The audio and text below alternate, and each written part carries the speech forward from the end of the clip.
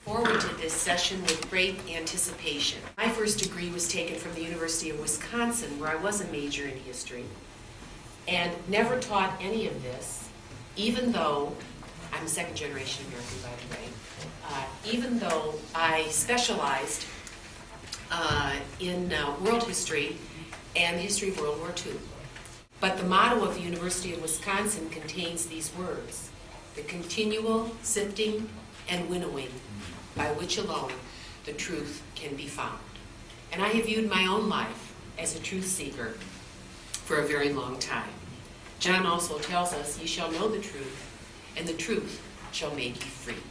And I think that is why we are here today. We are in the great tradition of both the United States and our Constitution, and the tradition of Poland's first Constitution. But I can guarantee you that most Americans do not know the nexus between those two constitutions and how what happened in our country carried the flame of liberty forward, when in fact what happened in Poland was exactly the reverse in terms of what happened at the political level, though the flame of that liberty was carried by her people even until today.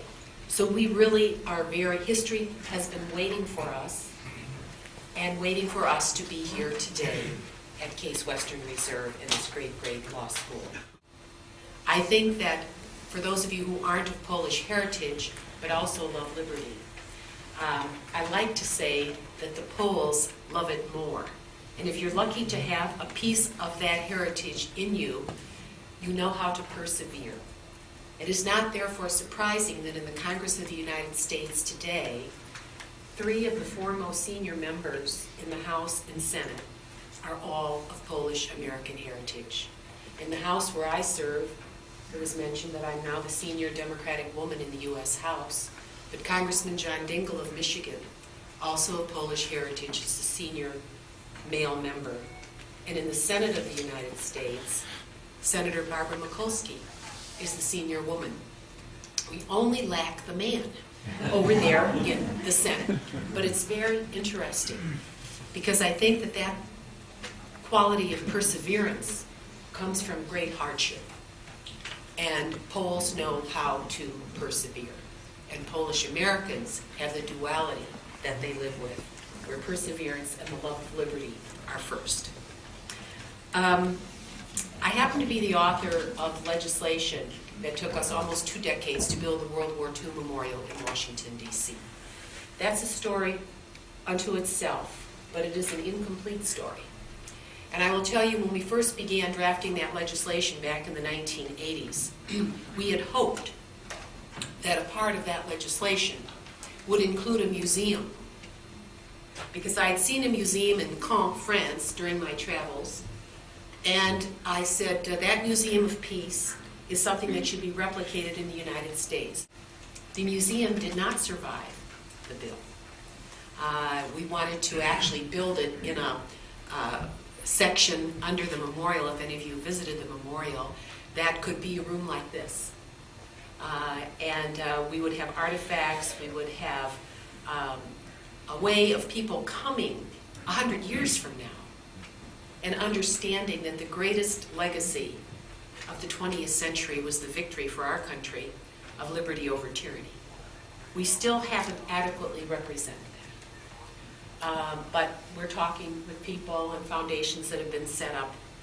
And we do have a Veterans History Project that is part of the Library of Congress, where we're trying to assemble personal stories. Maybe some of you and your families have contributed to that. We now have over, I think it's close to 200,000 American stories that are a part of that. But what I learned from that project was that some of the bravest Americans I knew could not have their stories placed in the archives because they were not born in the United States. One of my dearest friends, whose pin I wear today, who was a soldier in the Polish cavalry and served 2 years, was actually at Mokra when the Nazi tanks came over the border in September of 1939, September 1st, 1939, and lost 75% of the soldiers in that unit, and then went to fight on the other side of Poland 3 weeks later when the Communists and Red Army invaded from the east, and then served in the underground for 2 years until a mistake was made by one of his colleagues who ultimately was beheaded. And he was revealed and was then placed at Auschwitz and Gross-Rosen and Leitmeritz. Even though he'd been an American citizen and his daughter had been the valedictorian of our class at St. Ursula Academy in Toledo, Ohio, and had raised his family with his wife who'd been tortured at Ravensbrück, their story could not be told because they were not born in the United States, they were naturalized citizens. And I came to fully realize as a member of Congress, oh my God, how incomplete our history really is.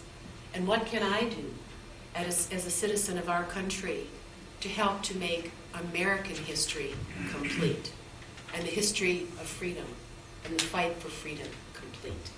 And I realized, as many of you do, what great effort that still takes. And that's part of why we are here today. Because I really believe as a member of the House, it takes a long time to do anything of significance.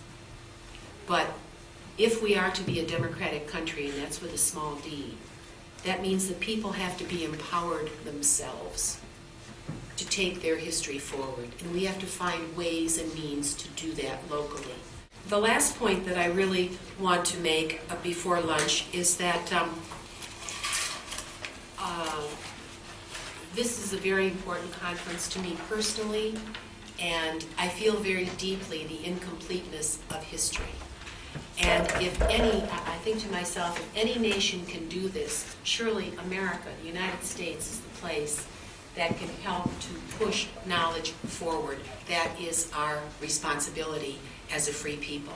But as I look at those who may be here from Poland and are of Polish heritage, certainly a nation that cracked the enigma during World War II, certainly a nation that produced Marie Curie, certainly a nation that wrote the most democratic constitution in Europe in 1791, certainly that nation can also meet the challenge of a new era and make history complete.